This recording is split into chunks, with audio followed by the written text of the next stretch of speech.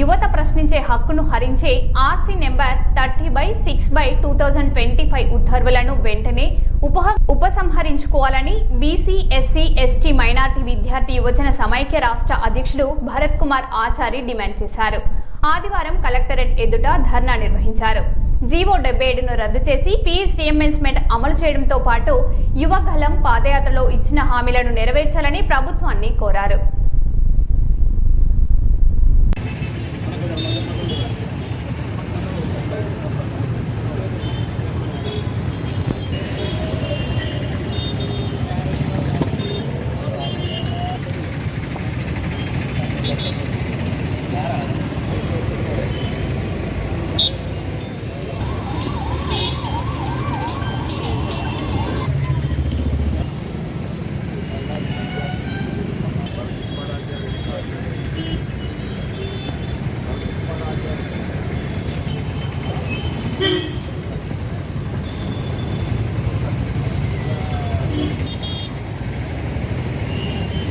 విద్యార్థుల ఐక్యత, విద్యార్థుల ఐక్యత, విద్యార్థుల ఐక్యత, విద్యార్థి వ్యతిరేక నిర్ణయాలు వెంటనే, విద్యార్థి వ్యతిరేక నిర్ణయాలు వెంటనే, విద్యార్థి వ్యతిరేక నిర్ణయాలు వెంటనే, విద్యార్థుల ఐక్యత, జీవో నెంబర్ 77 వెంటనే, జీవో నెంబర్ 77 వెంటనే, ఎన్నికల ముందు ఇచ్చిన హామీలను వెంటనే, we want, we want, we want, we want, PG విద్యార్థులకు ఫీజు రీయింబర్స్మెంట్ పథకాన్ని వెంటనే, పీజీ విద్యార్థులకు ఫీజు రీయింబర్స్మెంట్ పథకాన్ని వెంటనే, వెంటనే, we want, విద్యార్థి వ్యతిరేక నిర్ణయాలు వెంటనే, విద్యార్థి వ్యతిరేక నిర్ణయాలు వెంటనే, విద్యార్థి వ్యతిరేక నిర్ణయాలు వెంటనే, we want, ఎన్నికల ముందు విద్యార్థులకు యువతకు ఇచ్చిన హామీలు వెంటనే, ఎన్నికల ముందు విద్యార్థుల ఐక్యత, విద్యార్థుల ఐక్యత, విద్యార్థుల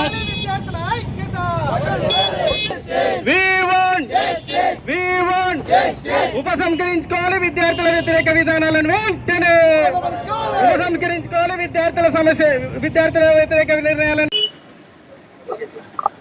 ప్రస్తుత విద్యాశాఖ మంత్రివర్యులు నారా లోకేష్ గారు ఎన్నికల ముందు యువగళం పాదయాత్రలో భాగంగా ఇంటికి ఒక ఉద్యోగం లేకపోతే 3,000 రూపాయలు నిరుద్యోగ భృతి ఇస్తా అని చెప్పి హామీ ఇవ్వడం జరిగింది. అదేవిధంగా గత ప్రభుత్వంలో ఉన్నటువంటి ఫీజు బకాయిలు ఎంతైతే ఉందో మొత్తం వన్ టైం సెటిల్మెంట్ చేసి కళాశాలలో ఉన్నటువంటి విద్యార్థుల సర్టిఫికేట్లు కూడా వెనక్కి ఇప్పిస్తా అని చెప్పి హామీ ఇవ్వడం జరిగింది. అదేవిధంగా జీవో నెంబర్ 105 ఏదైతే ప్రభుత్వ స్కూల్ మూతపడినాయో వాటిని వెంటనే కూడా మళ్ళీ రీఓపెన్ చేస్తా అని చెప్పి హామీ ఇవ్వడం జరిగింది. అదేవిధంగా జీవో నెంబర్ 77 రద్దు చేసి పీజీ విద్యార్థులకు ఫీజు రీయింబర్స్మెంట్ పథకాన్ని అమలు చేస్తా అని చెప్పి గతంలో ఎన్నికల ముందు యువగళం పాదయాత్రలో భాగంగా చెప్పడం జరిగింది.